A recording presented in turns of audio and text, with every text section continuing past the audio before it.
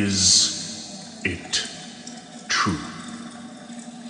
I know that your king has declared war, but has he truly appointed you to serve as his general? You must not go. You must not go. War is no children's game. The swords of your enemy will be steel, not wood. Do not be a fool.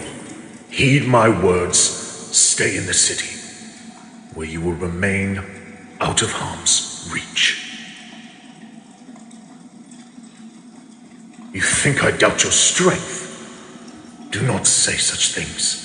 You are the brightest star of your generation, and this is precisely why I say you must not go. You are brilliant, but young, and have so much left to learn. This war is waged for your king's selfish pride, so there is no need for you to damage yourself for his sake. What has he ever done for you?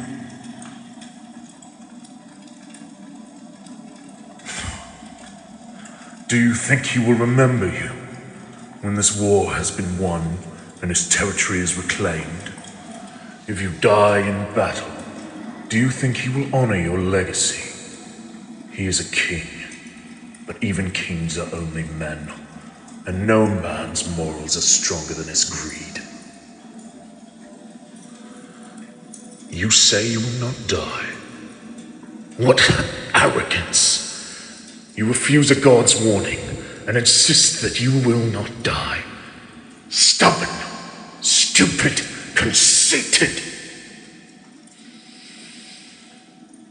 No.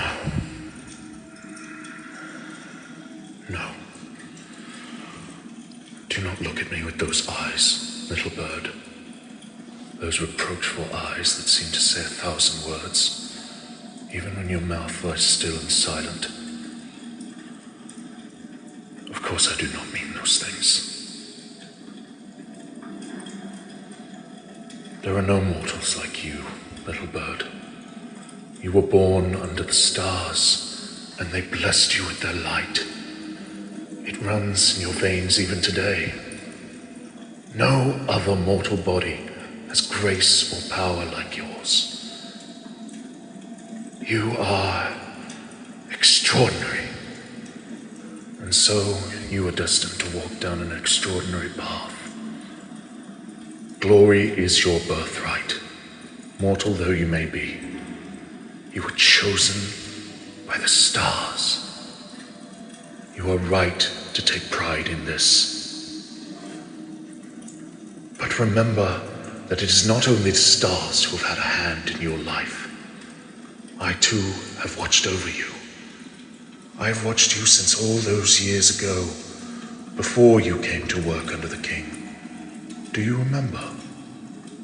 You were a wanderer back then, always on the road, looking for work, and you sang to yourself often as you went. For your voice I named you Little Bird. But that was long ago, and you do not sing so often now.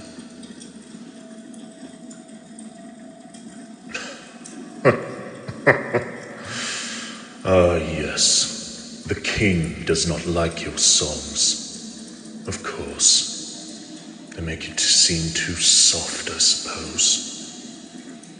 I may smite him where he stands one of these days. No, little bird, not for a while yet. Not while you still need his favor. I know you wish for fame, and I know you wish for a hero's legacy.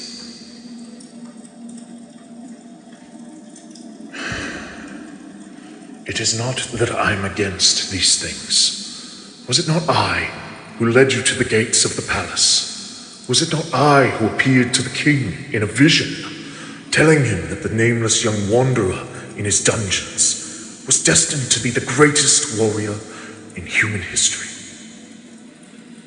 I know your worth as well as you do, if not better. I, too, wish for the world to know and remember your name. But even so, you must not follow your king this time. Promise me you will not. Yes, perhaps I am afraid. Do not ask me what I am afraid of, little bird. Powerful though you may be, you are still mortal, and some truths are not meant for mortal ears. No, do not ask. I do not wish to speak of it.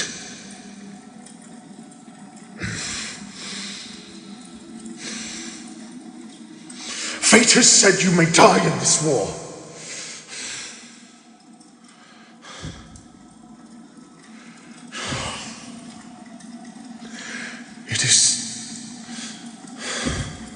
It is true that no mortal can rival you in combat. But fate cannot lie. Your power comes from the stars. She said that during this war, there will come a time when the stars turn against you and blot themselves out. This night, you will shoot an arrow for the enemy's heart, and you will miss. This will spell your doom. You will die under a starless sky where nobody can reach you.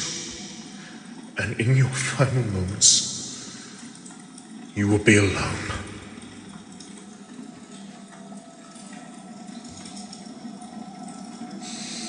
You're right. The prophecy is vague, and it is not set in stone. But fate does not easily reveal her designs. She told this to me in private, outside of the council of the gods. I believe she meant it as a warning. Do you see now why I cannot allow you to go?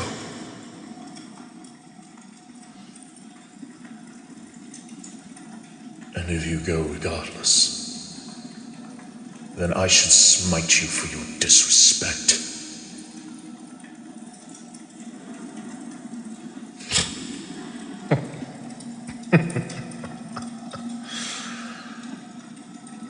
And then I would weep and spend every day longing to hear you sing just once more. I would go to death to beg him to release you from his halls. And he would refuse me. I would neglect my duties and my grief. My negligence would cause the sun to darken in the sky. I would hang your image in the night sky to try and soothe my heart. But it would not be enough. For constellations cannot sing. In short, I would be helpless. You hold too much power, little bird. Too much for your own good. I suppose you knew all along that I could not refuse you in the end. That I would be forced to watch you walk towards death. Why did you come here then? What is the point of you coming to my temple? If you are only here to reject my attempts to keep you safe.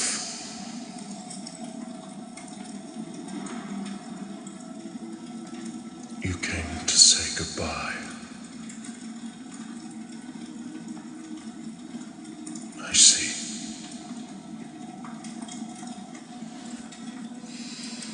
Little bird, you know I have never refused you anything. I cannot abandon you, though I wish I could. You deserve it for your disobedience. I will remain your guardian throughout this war. I will guide your hand on your weapon at all times. I will protect you if the stars will not.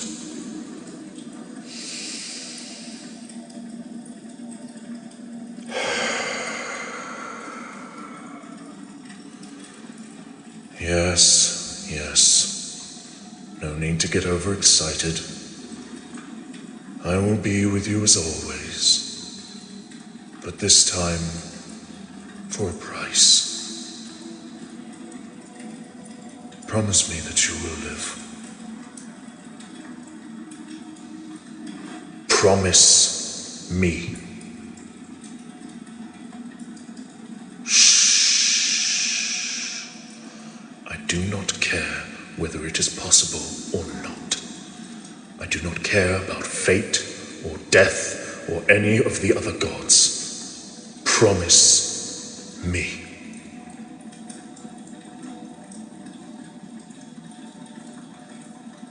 Good. Then it is done. We will win you your glory.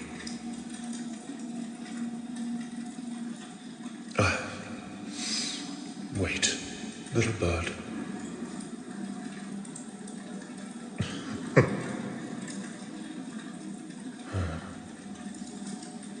Will you sing me a song before you go?